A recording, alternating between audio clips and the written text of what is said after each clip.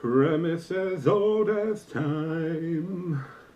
Remake as can be. Bestiality.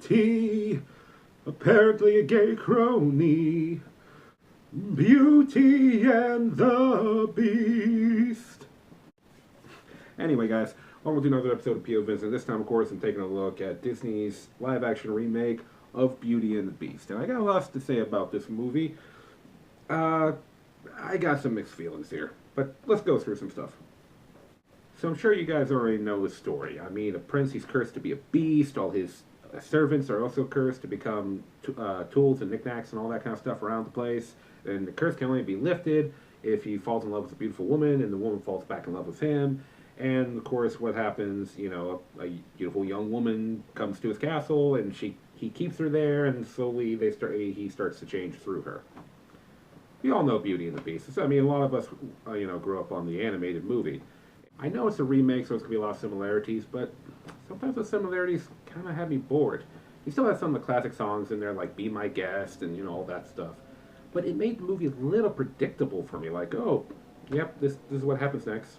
This is how it happens, this is how they say it. It's just, there wasn't enough changes to it in certain spots to, I don't know, kind of satisfy me. Now, that's not to say there aren't any differences, and let's go into a few of them, starting with some of the characters. We got Beast, who's played by Dan Stevens, and they give Beast a little bit more of a backstory to explain why he was such a, crappy prince, why he was so horrible to his subjects and so full of himself and mean and nasty, and I like that. Now, on the other hand, we got Emma Watson, who played Beauty, who I think she did a really good job in this. Oh, of course, so did Dan Stevens. Don't think I'm talking crap on him. They also give her character more of a backstory that's supposed to create an emotional connection between her and Beast, which is fine, but her backstory really doesn't affect her as a character. It really doesn't really change anything for her. You would think it'd be this big thing, but it doesn't. So I like how they gave Beast more of a backstory, but with Belle's backstory, it was just kind of felt unnecessary because it really didn't change nothing. We also got Luke Evans in this movie who plays Gaston, and I really liked him in the movie. I think he totally played up the whole conceited, self-absorbed, ego, maniacal jerk who just thinks he's like so better and everyone should bow down before him. He really played it up. It's a little hammy in certain places, but he makes it work. It was a very enjoyable performance. Probably my favorite performance of the movie. You had other characters in this movie, like Lumiere, played by Ewan McGregor. Ewan McGregor, good actor. Most people say he was probably the best thing about the Star Wars prequels. And in this movie, my problem is not... how can I say this?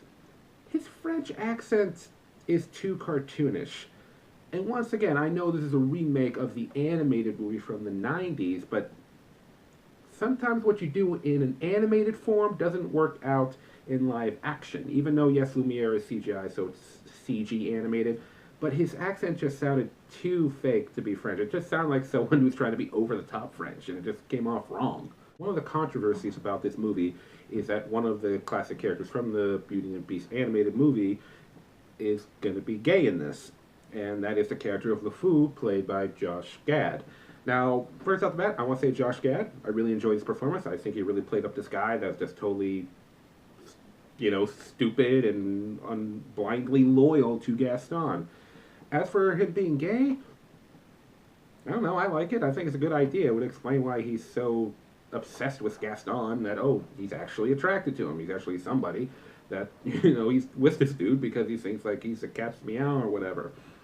Now, as for whether or not it was a good idea to make the character gay, once again, I think it's fine. They really didn't play it up that much. He's just gay in it.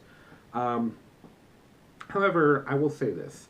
If Disney made him gay just to be like, hey, look, we're Disney, we're being progressive, here's a gay character, then that's not the way to go. I mean, make him gay because it would make sense for the character. I think that's what they were going for. But if they were going for like some publicity thing, then perhaps if you're going to make a big statement about having a gay character in your Disney movie, maybe you shouldn't start off with the crony of the antagonist whose name means fool. Now, this movie is very special effects heavy, a lot of CGI. The castle in the movie looks pretty good. all the servants in the castle that are now items, like, you know, the Lumiere as a candlestick, Cogsworth as a clock, they all look pretty good.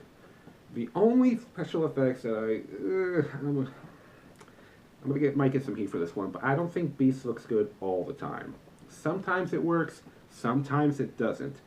But for the most part, I never really believe there is a giant beast man standing next to Belle in this movie. Sometimes it looks fine, and other times it doesn't, especially in the mouth. That's always the thing for me with, like, human-esque CGI characters. It's always the mouth that seems off to me. Not always, every once in a while it's done well, but a lot of times it's the mouth that gives it a little, like, something's off, the way it's moving. Even when they're like, it's a motion capture thing, unless it's done really well, it always seems off to me. So, what do I think of the film? Do I think it's good? Do I think it's bad? Somewhere in the middle, somewhere between all that? Well, I don't think it was my cup of tea. I don't hate it. I just think, you know, I mean, if you're a Beauty and the Beast fan, I'm sure you're going to love it. But honestly, I don't think it did enough things differently or uniquely to make it stand out. It's just the animated movie made live action. Once again, they added a few new things. Like, I like how they get more into Beast's backstory, so you understand why he is the way he is. And all the actors did a good job. Special effects are fine for the most part. But, yeah, I mean, would I recommend you go see it? Sure. I mean, if you just want to see Beauty and the Beast, go ahead. But honestly, I feel like I've seen better fairy tale movies. Well, anyway, guys, that's my thoughts on Beauty and the Beast. I'm sure there's going to be plenty of you out there who disagree with me. If so, let me know why down in the comments. I'm open to discussion. I try to be open-minded about a lot of things. But if you did enjoy this video, at least you can respect my point of view.